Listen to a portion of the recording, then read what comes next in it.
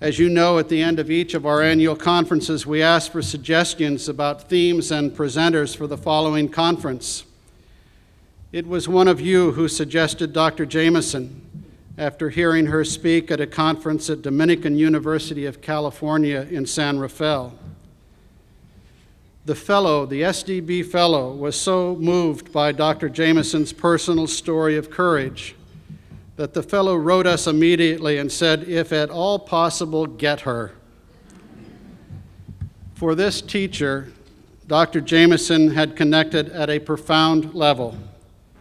It wasn't what Dr. Jamison said about differentiation or literacy or standards or no child left behind as important as these issues are. It was about teachers as people, people with needs, and people with the resources of body, mind, and spirit to meet those needs. It was, in the fellow's words, soulful. Kay Jamison, professor of psychiatry and behavioral sciences in the School of Medicine at Johns Hopkins University, an honorary professor of English at the University of St. Andrew in Scotland, is not an easy person to introduce. Her academic and clinical and literary credentials are detailed in the bio section of your conference notebook. These credentials are impressive enough, but they don't tell the whole story of Kay Jamison. There is a personal side that is best shared by her as she chooses, not by one introducing her. Yet I have this privilege tonight. Permit me to exercise it by citing Dr. Jamison's own words from an interview with National Public Radio. I believe that curiosity, wonder, and passion are defining qualities of imaginative minds and great teachers, that restlessness and discontent are vital things, and that intense experience and suffering instruct us in ways that less intense emotions can never do. I believe, in short, that we are equally beholden to heart and mind, and that those who have particularly passionate temperaments and questioning minds leave the world a different place for their having been there. Please welcome Dr. Kay Redfield Jamison.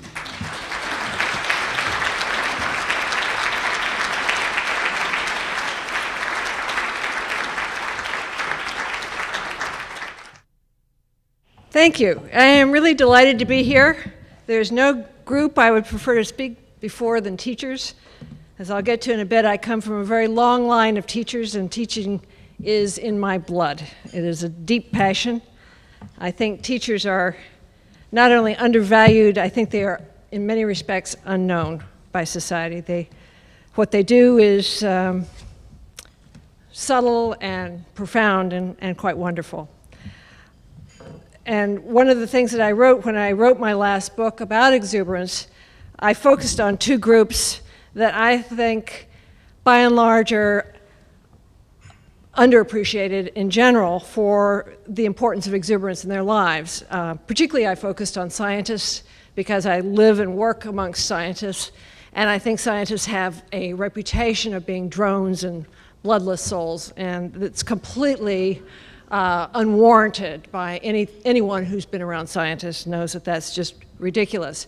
But I think it's also true for teachers, that the great teachers are by nature exuberant. So I will get to that in a little bit. I wrote a book about exuberance, despite the fact that my field of interest has focused on psychopathology, what goes wrong in terms of moods and mind. But I've always been interested in moods in general, and what role moods play in imagination and human life, and why we are who we are. And I was particularly, when I was at UCLA, I taught for many years at UCLA, and I was director of the Mood Disorders Clinic. And several of my colleagues and I wrote a paper called Clouds and Silver Linings, Positive Aspects of Mood Disorders. And we focused upon some of the fully recognizing the devastating aspects of depression and mania, that they're potentially lethal, that they are painful beyond reckoning, that they're destructive to other people, to society, but most particularly to the people who suffer them themselves. But that there is this window in mania in the early stages of mania that is highly exuberant, highly productive, and quite addictive, quite literally addictive in a physiological sense as well as a psychological sense. And we were interested in this very intoxicating phase of early mania. I was interested in it because I was not open to my colleagues at the time, but because I had been manic many times at that point in my life, and was particularly fond of these early stages of mania before getting completely out of control. And we wrote this paper, and one of the things that all of us were struck by was that in doing a review of the literature, how little there was written in the literature about the positive aspects of moods. And what struck me in particular as a psychologist was that we had moved a very, very long way from the days of David Hume and William James, who had always hoped and thought as psychologists and as thinkers, philosophers, that it was reasonable to try and understand passion. It was reasonable to try and comprehend imagination.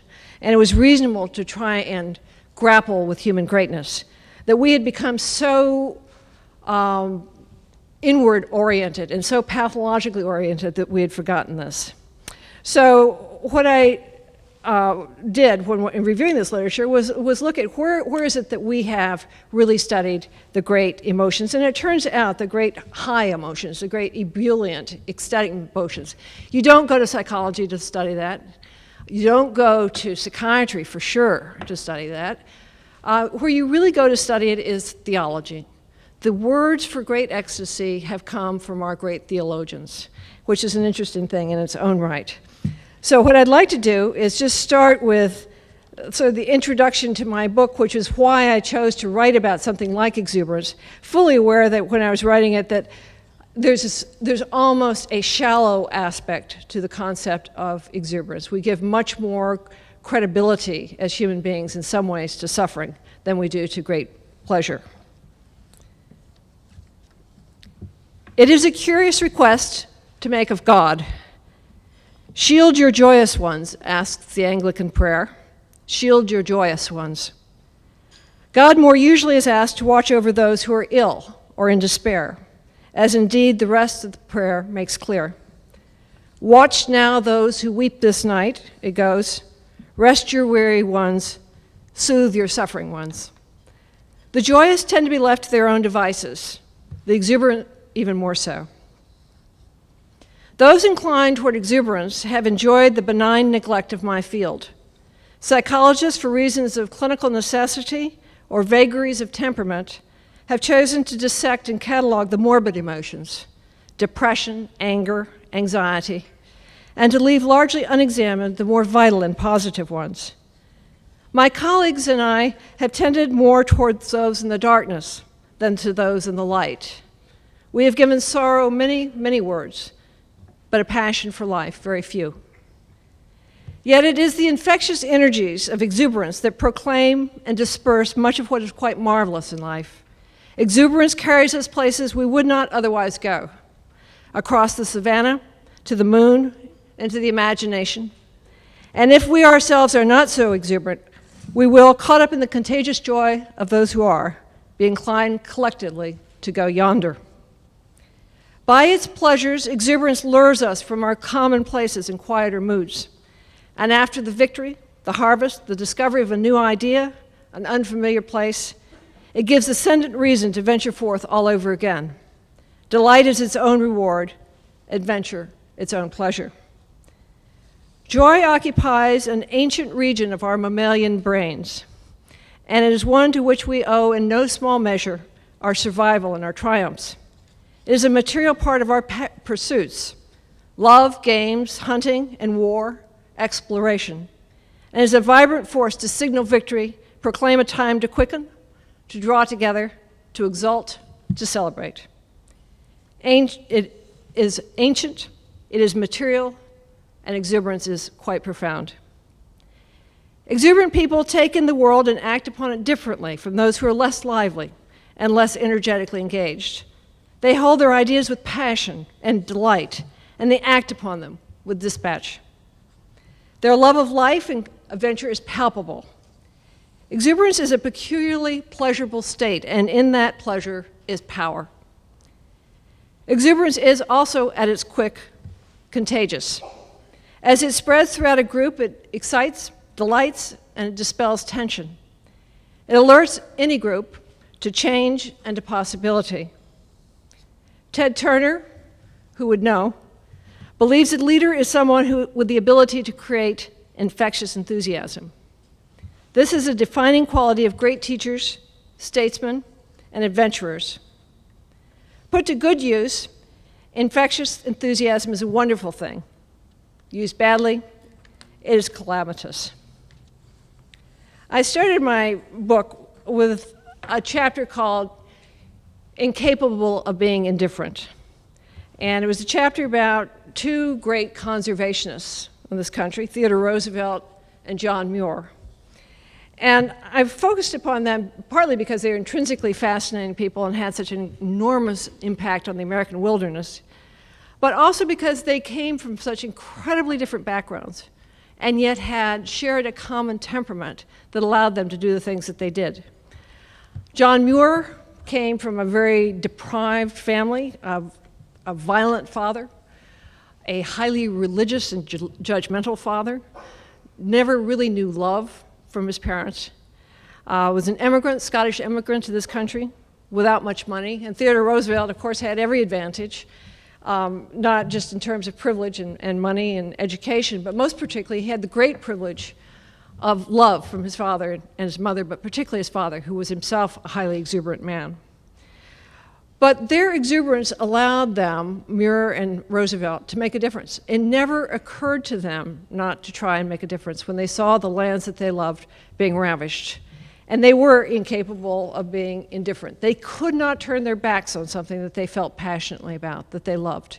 And this is one of the real hallmarks of the exuberant temperament, is there are a lot of people who have ideas. It is the execution of ideas through passion that makes a difference. I focused throughout the book on something that I think we often tend to overlook, even in medical circles and even in zoological circles, is that we are first and foremost mammals, and only very secondarily are we human beings. And in the case of exuberance, exuberance is very much wired into the brains of young mammals.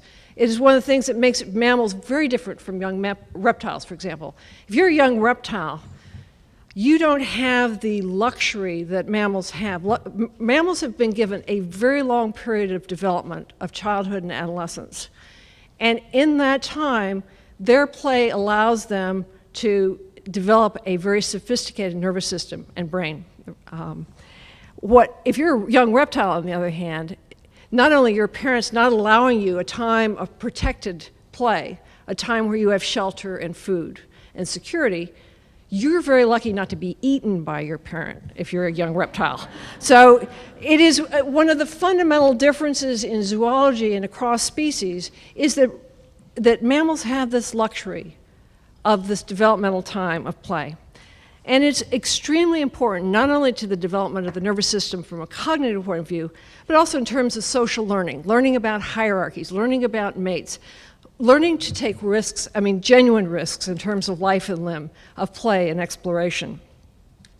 And we are in danger of forgetting this in our schools, very definitely, because lawsuits, whatever mollycoddling goes on in schools now, for whatever bizarre reasons, kids are no longer given the opportunity to just go break legs like they used to, And my brother and I have often said it's a good thing that, our parents really basically didn't care where we were. And they never really forced learning down our throats. We just, played and had a great time. And as long as we showed up for dinner, that was all that counted. And now you have this highly structured, you start with your violin lessons and you end with your soccer practices and then you've got your homework and everything is so structured that it's terribly hard to just kind of take the real risks and chances of exploration. I wrote as well about children's literature, partly because I think some of the great literature that's been written is really written for children, and partly because the great writers for children understood completely that what they were all about was laying out a geography of the mind, but the geography of the imagination and the geography of temperament, that young children and adolescents are going to run into all kinds of different kinds of temperaments and experiences, and that literature gives them one way of navigating this emotionally and intellectually. So I chose, perhaps some of the obvious creatures of exuberance. If you look at children's literature, there's very often one animal or one child that's introspective, anxious, unable to take risks, unwilling to take risks. One that is ebullient, hail fellow, never met a stranger. And then most of the children and other animals distribute themselves like human nature along the way. So I took Toad and Tigger as examples of, obviously, the exuberant side of life, as being bubbling and exhausting characters. And most particularly because it's one of those interesting things about exuberance is that it's highly annoying to other people. It's exasperating. It's like somebody whistling when you're feeling depressed. It's the last thing you want to hear. You don't want to have your moods subject to someone else's moods. And most particularly, Tigger and Toad were unavoidable. No matter where the other animals were, one of them would bounce along. And of course, there's always this tendency of the other animals to want to bring the exuberant animals down, to teach them a lesson, to let them off loose in the woods where they're going to get lost, and all those kinds of things. And of course, Toad and Tigger bounded back because it is in the nature of exuberance to be resilient. And that is also extremely annoying to other people who are not so exuberant. I also spent quite a bit of time on the subject of Snoopy because I had quite a long correspondence with Charles Schulz before he died. And Charles Schulz was someone who was quite open in discussing his own experiences with depression and anxiety.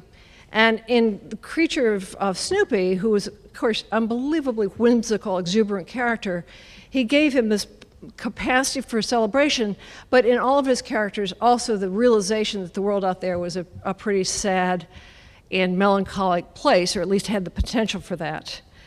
That he gave Snoopy a sort of a child's capacity for wonder and the child's capacity for exultation, but it was always tempered by an adult awareness of the inherent sadnesses of life. And it's one of the great aspects of Charles Schulz's work that I think that he was able to do that. And then I wrote a lot about things that were interesting to me, probably not so interesting to other people. At least a few reviewers made it very clear that they could care less about dopamine and other neurotransmitters, but I find genetics fascinating. I find the brain fascinating. So I will spare you that, but just to say that the exuberant brain is really quite different. And from a genetic point of view, actually it turns out the personality and temperament are pretty wired in. So if you take identical twins and you raise them apart for 20 or 30 years and then you test them later on, it turns out that a good chunk of that temperament is genetic, and the most genetic of the temperaments is this highly joyous and ebullient state. I was intrigued by Professor Kagan's studies at Harvard, who had studied, as I'm sure most of you know from education studies, done these temperament studies from infancy to now. Some of his subjects are in their 30s. But looking at infants and measuring those infants who were, again, highly shy, inhibited, withdrawn, and then as they grow older, the same way, anxious. And then the other 10% at the other end of the extreme, whom he called the Ethel Merman types, who were, again, never met a stranger, full of life, exploration. So if you take these kids when they're a little bit older, you put them in a room with a psychologist or a stranger, and you put some toys on the floor, the shy, inhibited kids scream for their mothers, can't stand to be separated, won't play with the toys or anything. The ebullient kids will come right in, happy as clams, run up to the investigator, and start playing and exploring and never miss their mothers. It's a very different sort of thing. And this seems to be pretty consistent from infancy on through life. A lot of exceptions, but a pretty consistent sort of thing. If you take these kids then and put them on a mock basketball court, and you take, again, these same 10% exuberant kids and 10% shy kids, the shy kids will come on the court with a basketball, and they will stand under the basket and go over and over again trying to make baskets every time. It is much more important to them that they not fail rather than that they take a risk and have fun. The exuberant kids will do the same thing for a couple shots, and then they'll start running up and down the court and just throwing wildly and having fun. And they'll make some incredible shots, and most of the time they'll fail, but they don't care. So it's one of those just strange differences in people. And most people will sort themselves out, again, along the way in a natural sort of distribution. And that's what you want. You want that in a species. And it turns out if you look at octopuses, if you look at finches, if you look at cows, who would think of playful cows, but it turns out they're playful cows. If you look at sea lions, if you look at any species that's been examined, you'll have about 10%, 20% of the species risk takers, and the others very conservative. It won't move from the territory. The risk takers will move from the territory. And what are the benefits to them? The benefits to them is that they tend to get much more interesting mates, many more mates, much more territory, and they die young. So it's ever thus in life. I looked at as well at the relationship with creativity because there's quite a bit of literature on this. It's quite interesting, actually. There are a lot of studies, psychology now, looking at the effect of elevated mood on learning and creativity. So if you take a group of undergraduates and you give half of them, you give all of them the same task, same cognitive task, and in half of them you elevate their mood via music or something, and the other half you don't elevate their mood, that those whose moods are elevated will have more responses and more imaginative responses, like word association tasks, for example. And this has been known for a very long time in the studies of mania and studies of drug-induced states. That, for example, in the early stages of mania, again, if you say to somebody, daffodil, and you have 2 minutes to come up with as many associations to the word daffodil as you can score that person on national norms of both the total number of responses, but also the total number of original responses. And when people are mildly manic, they come up with 3 times as many responses and 3 times as many original responses. And this is true across a wide variety of studies, and it seems to be that elevated mood, elated mood, has a genuinely positive effect on imagination. And along those lines, and I, just because of my own clinical interests and research interests, did quite a bit of discussion of the relationship between exuberance and mania. When is exuberance pathological? Are people who are prone to mania more likely to have an underlying exuberant temperament? It turns out, yes, they are. Many people who have bipolar illness have an underlying, much higher rate of underlying exuberant temperament than people who do not have bipolar illness. They also are much more likely to have an underlying depressive temperament, so it goes both ways. But the question is, at what point does it become pathological? At what point is it a dangerous sort of thing? And one of the things that I've been very interested indeed in is, how do you make those distinctions, and can you make those distinctions? As I said, I just want to turn to teaching now, just after briefly talking about scientists. My real interest was in discussing scientists and scientific teachers. And actually, I'm curious, how many of you teach science or math? Great. Okay, this is very unusual. It's as you will know, science doesn't generally get a good rap out there. People are seen as either mad as hatters or much worse, boring. And so one of the things that I did was I looked at Cecilia Payne-Gaposchnik, who was one of the great astronomers of the 20th century, a brilliant woman, who was one of these women who happened to arrive in academics at a time in which she couldn't even get an undergraduate degree from the University of Cambridge. She had to be escorted to her classes and so forth. She went to Harvard. She wrote what's generally regarded as the most brilliant thesis ever in the history of astronomy. And she was just a brilliant theoretician. She's the one who came up with the idea that most of the universe is helium and so forth. A really brilliant theoretical mind as well as astronomical mind. And she wrote a lot about the fact that exuberance allowed her to get over all of the crass discrimination in academics at that time, and how just the love of science kept her going, and quite eloquent on the subject. But I was really interested primarily in looking at living scientists, in interviewing them and asking them, what difference does exuberance make in your work? What do you find its advantages and disadvantages? And people I interviewed were James Watson of double helix, who co-discovered the structure of the double helix.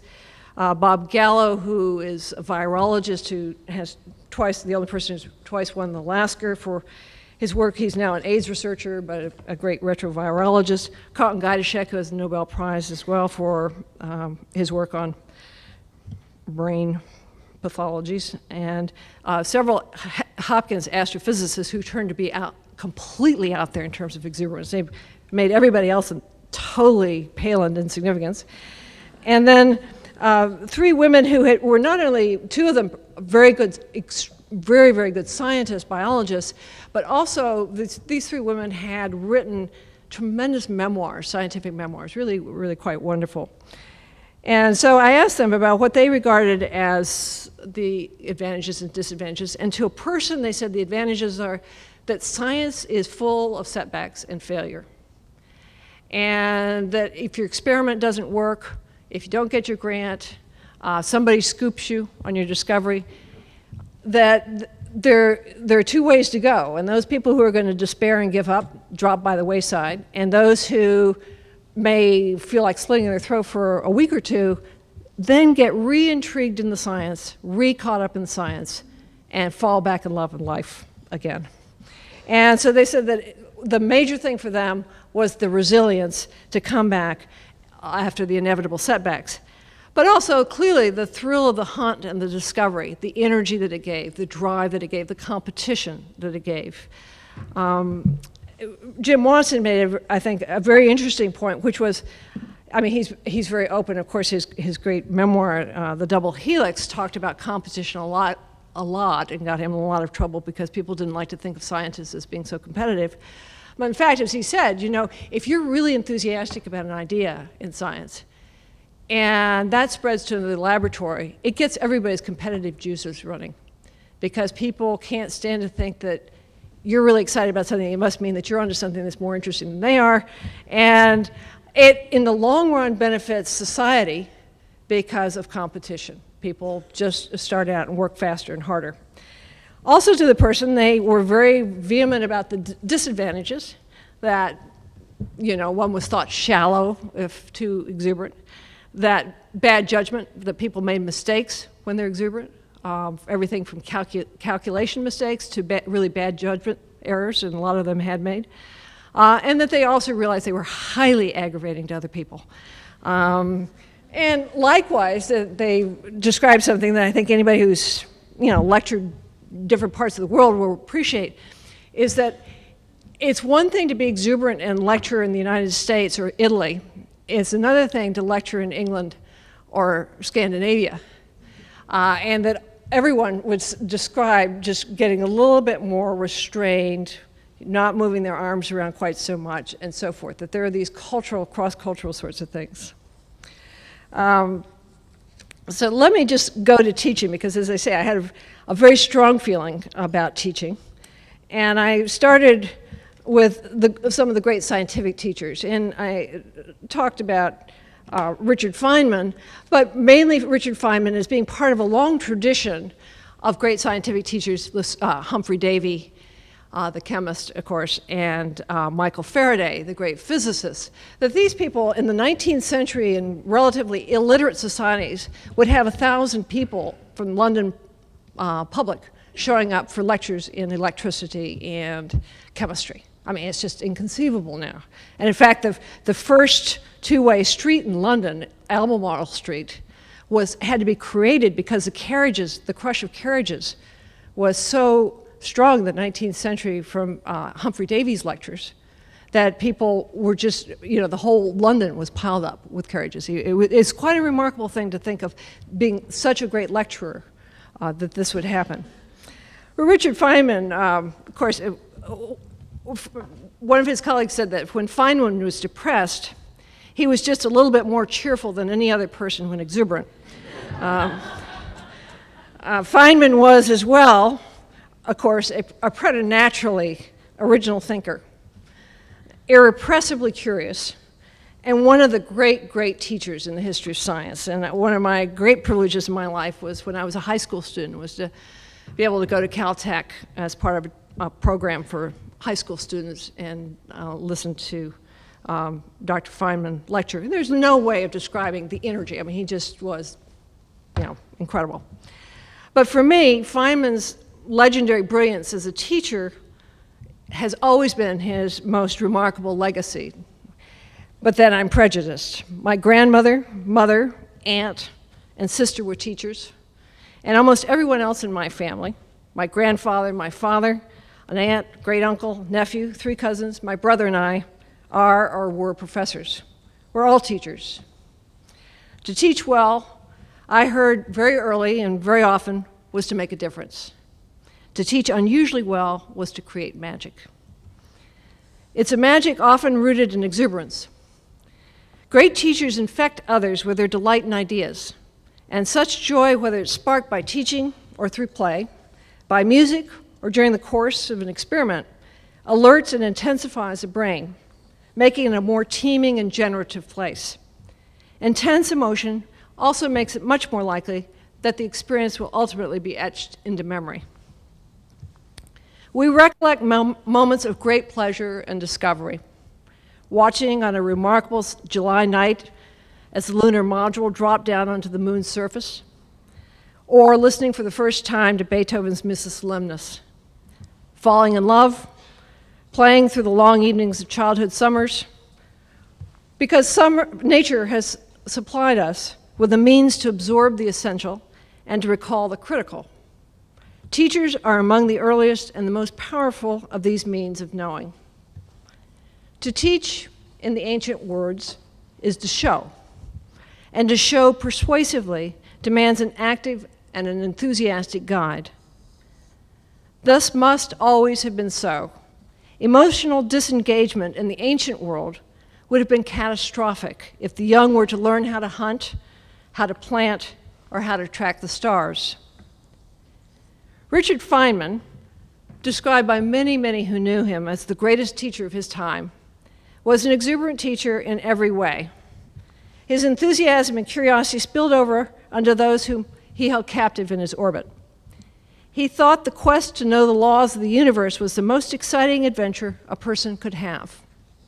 "I'm an explorer," he once said. "I like to find out." The natural world was to him wonderful, beautiful, and an object of endless play. And he said, the imagination of nature is always far, far greater than the imagination of man. When the chairman of a teaching conference attended by Fineman proclaimed that scientists should teach what is known about science and not the wonders of science, Fineman passionately disagreed. "I think we should teach wonders," he said. We should teach them that the purpose of teaching is to teach them wonders, that the purpose of knowledge is to appreciate wonders even more. Fineman infected audiences with his own joy in discovering the beautiful things of nature. "Exuberance is beauty," declared William Blake, and so Fineman showed it to be. "I'm delighted with the width of the world," he said, and he found great delight in sharing his joy with others. "I love to teach. I like to think of new ways of looking at things as I explain them." Probably what I'm doing is really just entertaining myself. To teach unusually well is indeed to create magic.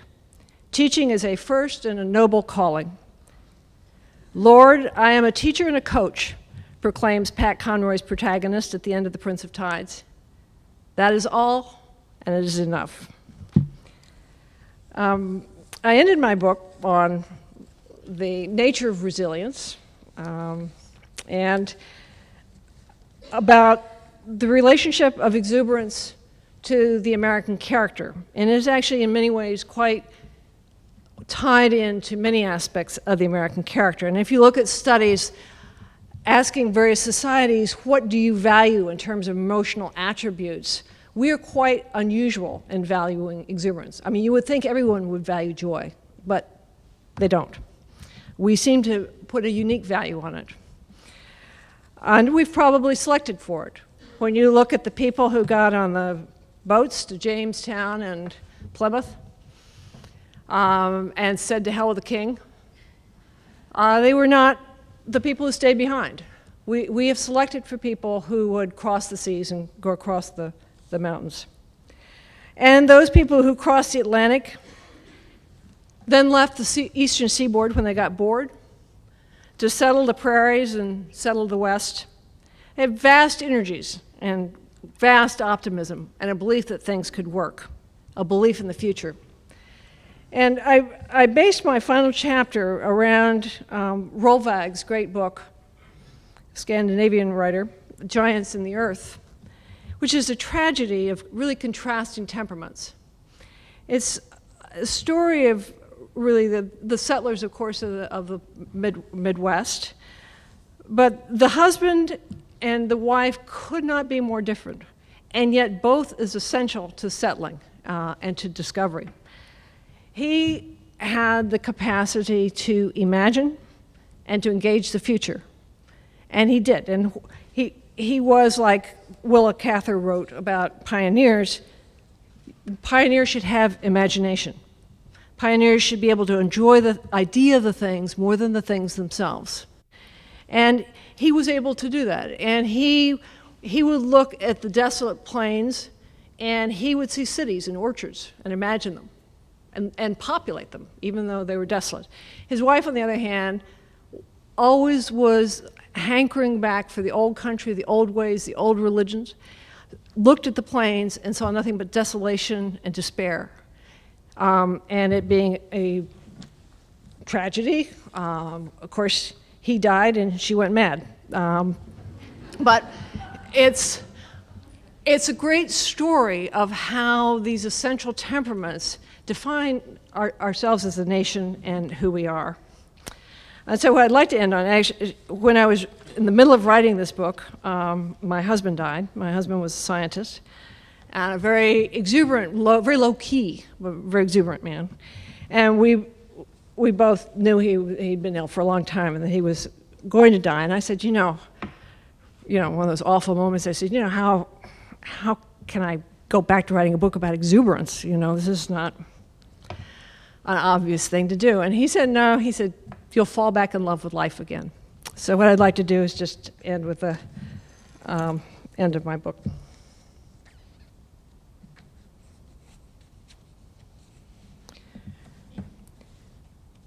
For some who lose hope and vitality, nature will act on its own accord to reinfuse life. However dreadful the circumstances, death or madness, war, betrayal, the passion for life will surge back. For these individuals, it is an innate and irrepressible force. They are, in every true sense, exuberant by nature. For others, joy and laughter seep back in more slowly. They are less resilient. Their healing is more hesitant and perhaps less complete. By whatever means joy comes back, however naturally or however haltingly, it is an amazing thing that it does. It is a gift of grace that allows us to move on, to seek, and to love again. We have always sung up great hymns of praise and wonders to the heavens. We have joined our exuberance to that of nature and hoped in some measure that ours will be as generous. We recognize that the joyous need not only sanction but shield, that the possibility of renewal brings joy, and the renewal is in turn made more likely by joy. In the words of the 19th century hymn, an exultant song rings triumphant over despair. My life flows on in endless song, it goes, above earth's lamentation.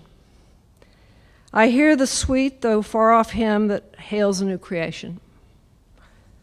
Through all the tumult and the strife, I hear the music ringing. It finds an echo in my soul.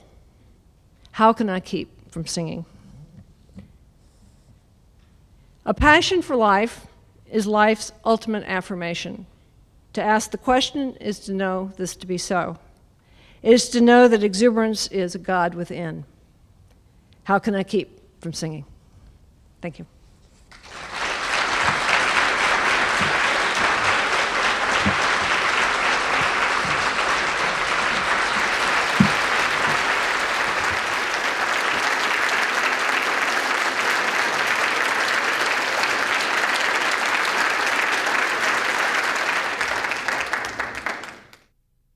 I have a question. What do you do personally to express your exuberance?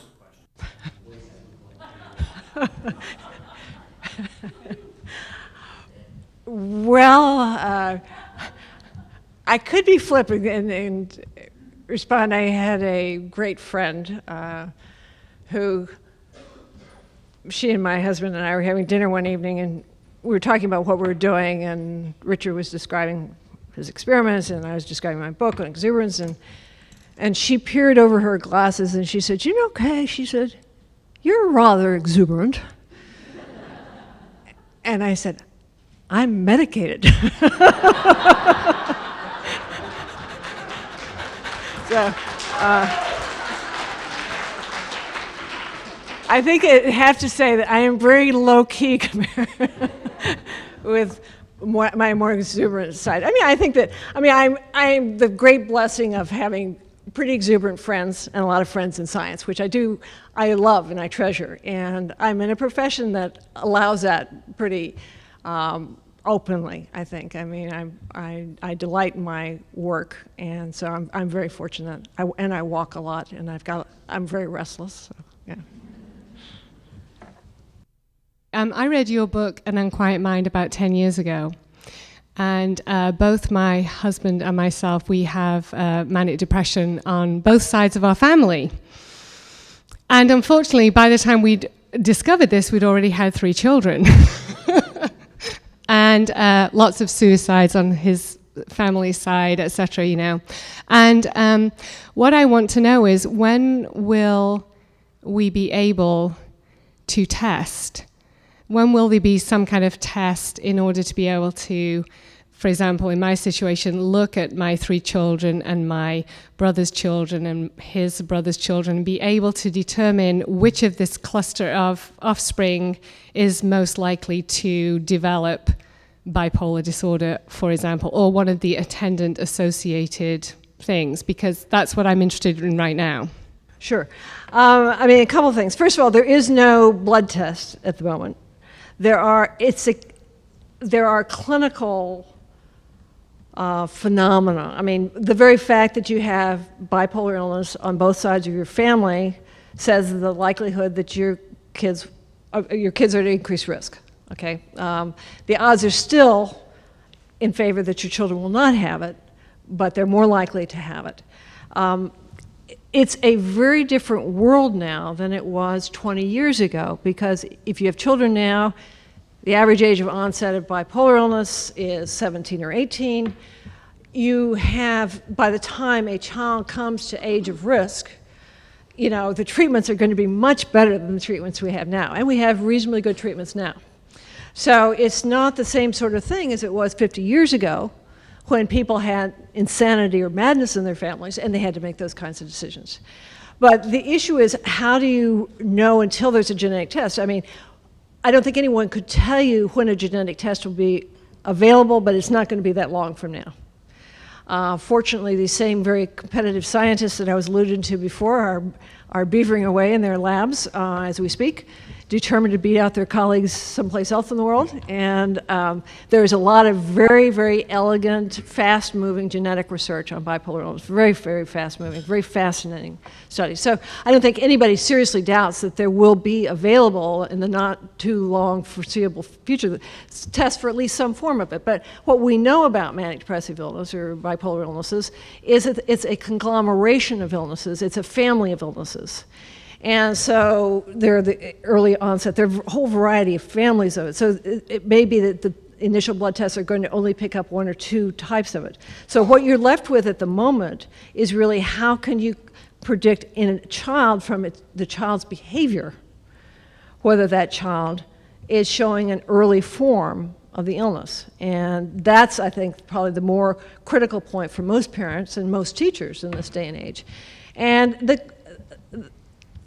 the fact is, it's very confusing. I mean, I can say that a colleague of mine, Fred Goodwin, and I just finished week before last, an unbelievably boring 1,300-page tome, a second edition of a medical textbook that we had done on manic depressive illness many years ago. And on the one hand, it's very exciting because the science that has evolved, neuroimaging, neurobiology, genetics, so in the last 15 years is just amazing. There's just no way of saying how much. And one of the fields that has benefited from that is child psychiatry and the study of child and adolescent mood disorders. However, as the person who had the responsibility for the child chapter, I would have to say the literature is a bit of a mess because it's, if you're talking about an adolescent with bipolar illness, the clinical phenomena are really virtually indistinguishable from an adult. The symptoms, the patterning of symptoms is very much the same as an adult. And the prognosis is very much the same, which is the prognosis is reasonably good. The earlier the child gets ill, the less good the prognosis. The harder it is to diagnose, because the symptoms can be manifestations of any number of types of disorders. The brain is still developing. It's much more plastic than the adult developed brain. So it's more difficult. But people do make these diagnoses all the time, and kids do get treated. So it's nothing, as I say, if you're going to get this illness, it's a very good time to get this illness. So, you know, and if you have any questions, I would say always see a super specialist. You know, when in doubt, if you have, and you can afford it, see a super specialist because it's potentially tricky. I'm sure that everyone in this room works with medicated children, quite young, anywhere from 6-year-olds up. And I just wondered what your take is on that. I mean, it seems like those are pretty intense drugs for developing bodies and minds, and it always concerns me what piece is not developing because, you know, it's being medicated. Right. No, I think it's a very legitimate issue. It's what's sometimes known as the zip code diagnosis, that if you are in a wealthier community in this country and you want your kids to have extra time on the SATs, extra time on their essays, not to sound too cold-bloodedly cynical about this, but you're much more likely to get your children the kind of diagnosis that's going to help that along. That's one aspect of things that accounts for a certain amount of increased diagnosis and so forth. Another thing is the fact is that until recently, kids were really underdiagnosed. And from a public health point of view, the major problem to this day is underdiagnosis, it's not overdiagnosis. But does that mean that there isn't massive overdiagnosis? Sure, there is overdiagnosis, there's no question about it. There's a tendency toward not just giving one medication, but giving multiple medications.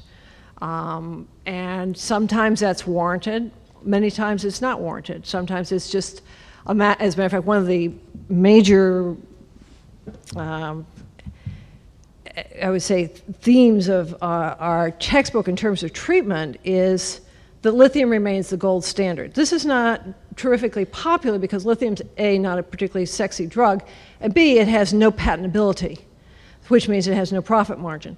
So that the drugs that come out on the market, and these eventually end up in kids, are the ones, the new antipsychotics, every new antidepressant, every new mood stabilizer, quote, mood stabilizers, wends their way into children after they've been tried out in adults for a while.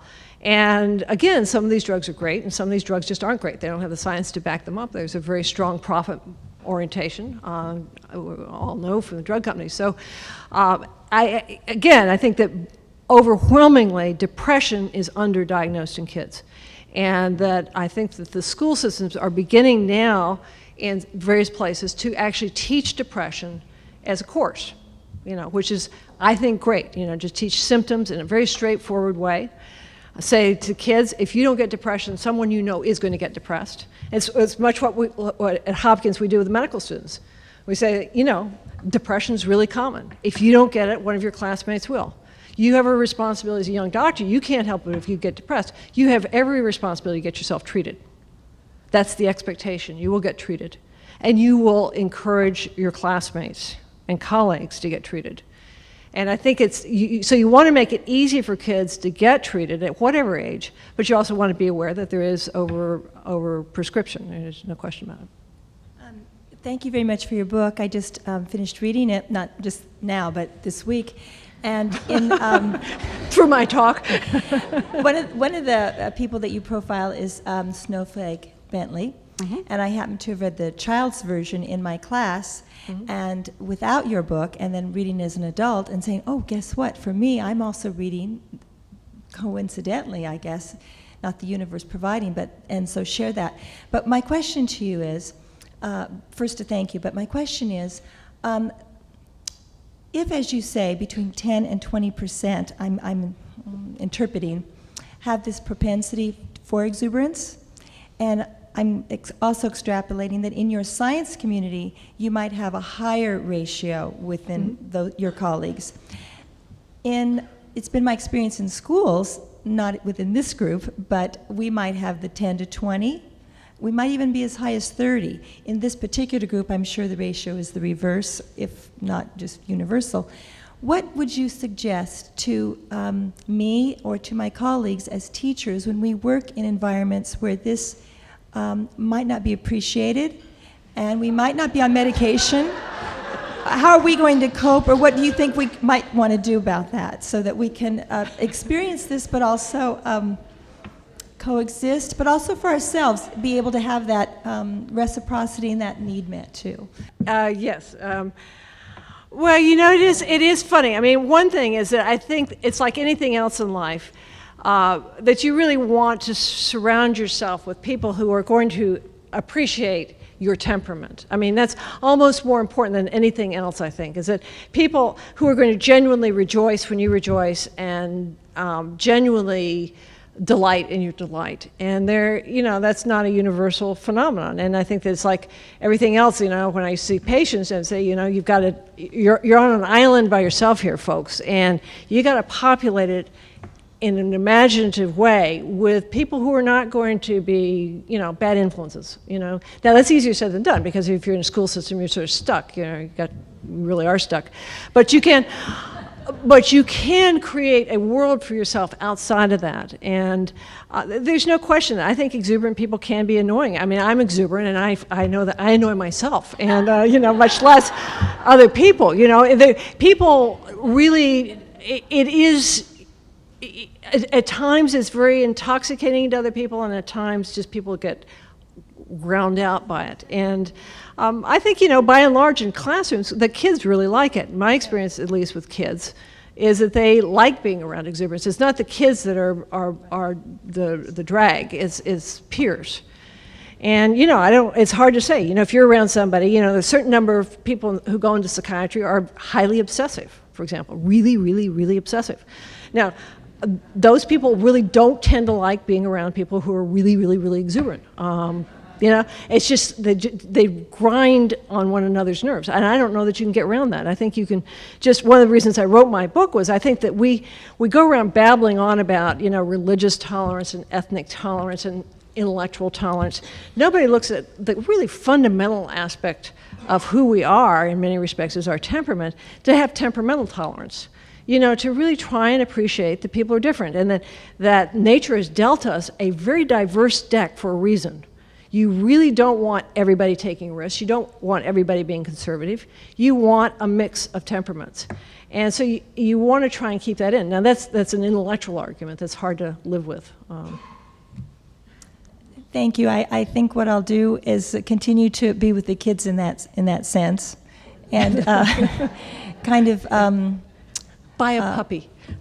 Yeah, or hug my husband more. Thanks. Thank you.